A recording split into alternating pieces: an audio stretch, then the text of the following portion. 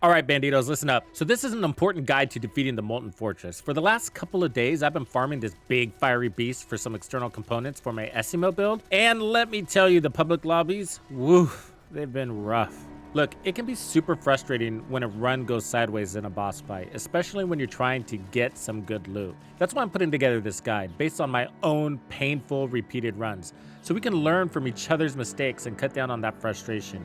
This isn't about calling anybody out. This isn't about making anybody feel bad. Just trying to make us all better players and avoid those rage quits. As usual, this guide will be available for download, link below. Let's do this.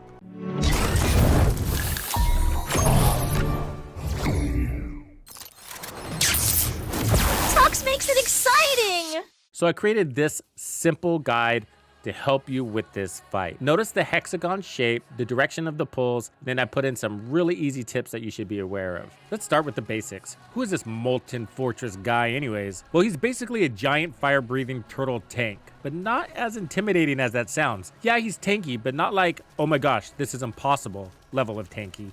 He's got weak points all over, and if you know where to hit him, he doesn't stand a chance. Here's the kicker, the dude loves fire. So much that he's basically immune to it. He shrugs off electric damage too, which means you really don't want to bring any of that in here. Bunny isn't the best choice. What does work? Chill damage. So if you've got a Haley or a Biessa, that could be a good pick. And you could also add chill damage to your weapons and your golden. But let's talk about team composition. A couple of Descendants dealing chill damage are helpful, but also having a few characters that bring pure DPS without relying on elemental damage is key, like Enzo, Jaber, or Glay. Trust me, if you don't have these Descendants in your roster, you might be making it tough on yourself, because these Descendants work on just about any boss because their attributes are neutral. So here's an example of what you don't want to do. This is a tough endgame boss, and what you don't want to do is come in here with a level 1 Descendant. For one, you probably don't have the survivability, and here are your priorities. Number 1, mechanics, but you need to be able to survive the lava in order to manage the mechanics. So if you're a level 1 Descendant, you likely don't have enough HP, shield, or defense to do so. And because this fight relies on everybody doing their job, it does come down to the weakest link. Okay, confession time. How many of you pile up at the entrance at the start of the fight? Come on, admit it. Now this works if you're planning to melt the boss in one phase, but let's be real, most teams aren't pulling that off in public lobbies. So you need to spread out. And I mean seriously spread out. That's the first thing you should do is look around, look at where your teammates are, and then create some distance. The room is basically like a big hexagon, and if you're standing near your buddy, you're doing it wrong. Because in the second phase, positioning matters. Big time. So be mindful of your teammates' locations and cover different zones. This will make the immunity phase go smoother, trust me. So there are 2 phases to this boss, the damage phase and the immunity phase. When it's damage time, unload everything on his weak points. If you see somebody hanging onto one of his weak points, don't shoot that weak point. They're trying to delay the immunity phase so the rest of the team can apply more damage before he goes immune. Use this to your advantage and melt him. Focus. A good rule of thumb is to get him down to at least 25% health before he enters the immunity phase. Then when he comes out of it, bam, it's over in no time. But if you hit a second immunity phase, yeah, you're in trouble. Something went wrong. And that's usually because there's not enough damage across the team. It's all about DPS. Yes, this is a DPS check, sadly. You need to have enough DPS to take out the Molten Fortress. So when I stop shooting, notice that his health bar stops moving. Make sure you have an answer for your DPS in this fight. Let's do this! Here's where things get dicey, the immunity phase. Your goal is to connect 6 electric poles, all while dodging lava and keeping an eye on those poles. It's not complicated, but man, if you don't know what's going on, it'll sure seem complicated. So let's break this down so it's easy to understand. So you have these electric poles and you connect them with this blue electric beam.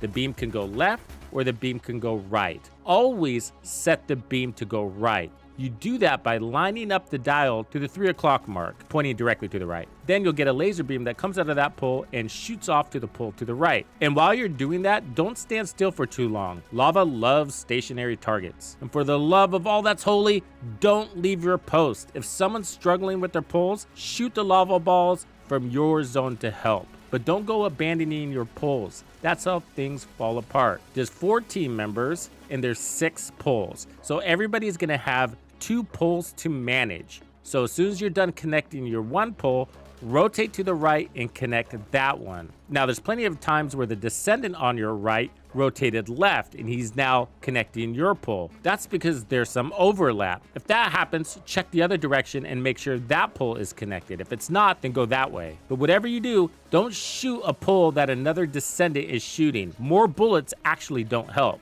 Hold that thought. So once the poles in your zone are connected, hold your ground. The best thing you can do to support the team at this stage is to shoot the lava balls, especially the ones headed to your poles. Protect your poles. Those lava balls, their objective is to try to hit your poles, and when they do that, they'll disable the laser beam and you have to start over. Now, if you happen to go down, just respawn. Don't wait for another Descendant to come and revive you, unless you see a Descendant headed your way and they're already really close to you. If a player has to come and get you up, that means he's not protecting his poles, and then things just fall apart. Let's talk ammo. It's a precious resource in this fight, and running out is a thing.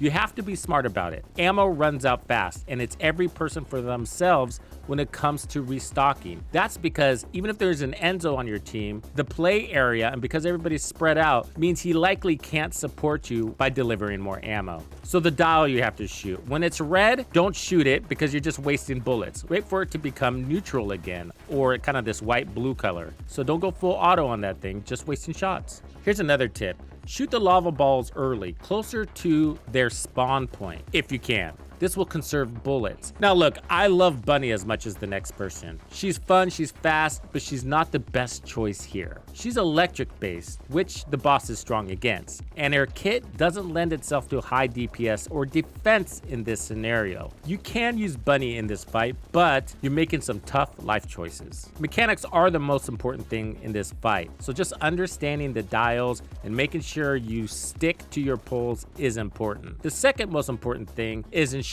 that you have enough defense, or that your character is built with enough sustainability to survive the lava, because you will be getting hit by it a lot. Once you get comfortable with what's going on inside this fight, then you can start to explore with more Descendants and different types of weapons and tactics. Here's a quick rundown on how this guide works. So we'll come back to the poles here in a second, but this is the diagram to help you know when and what to shoot.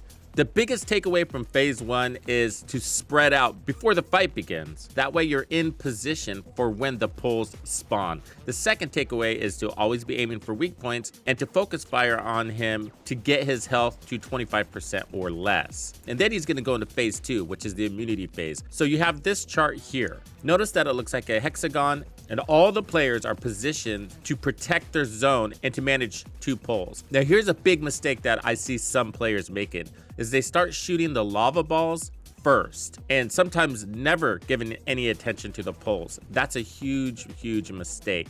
You have to manage the poles. That's priority 1. The lava balls aren't that big of a threat if the poles aren't connected. However, if they continuously hit a pole, even if it's not connected, it will disable that pole so that you can't connect it at all. After waiting for a while, that pole will come back online. So first, activate your poles. You're gonna have 2 poles in your zone. And yes, there's overlap. So there's likely one player is only gonna be managing 1 pole. If that's you, if you activate your pole and the poles to the left and to the right are already activated, then congratulations, your job is to now shoot lava balls. Whether you're managing 2 poles or 1, once you get them connected, your next job is to shoot lava balls. So protect your poles and stay in your zone and keep an eye on your ammo. And that's why I recommend Descendants like Enzo, because he replenishes ammo, and ammo's a big issue. If you look across the way and it doesn't appear somebody is doing their job, in some cases, it's because they ran out of ammo and they're scrambling. Okay, let's go to the dial diagram. So the picture on the left is what the dial actually looks like. That's a screenshot. The one that says gold, that's what you're aiming for. Notice the dial is pointed to 3 o'clock. Now, I'm spending more time on this because this is the most important part. Once you get a handle on this, you'll realize how easy this fight actually is. When you step up to the pole, the dial could be pointed in whatever direction. So right now I have it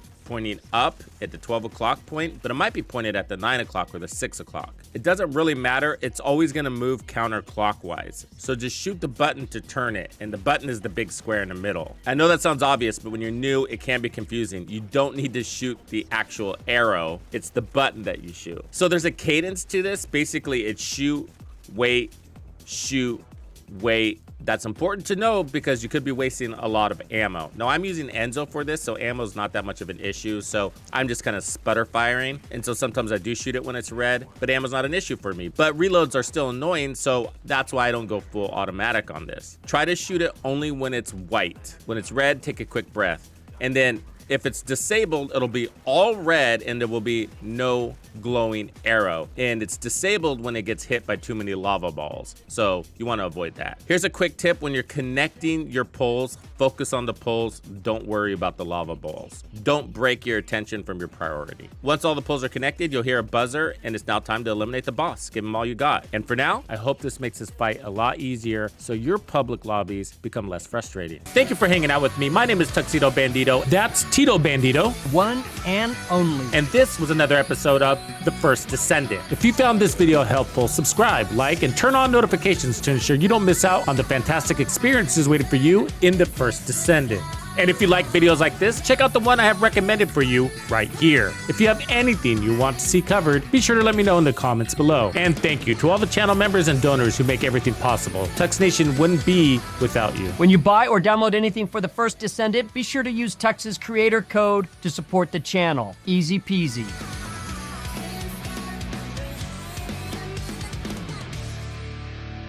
One and only. Follow me.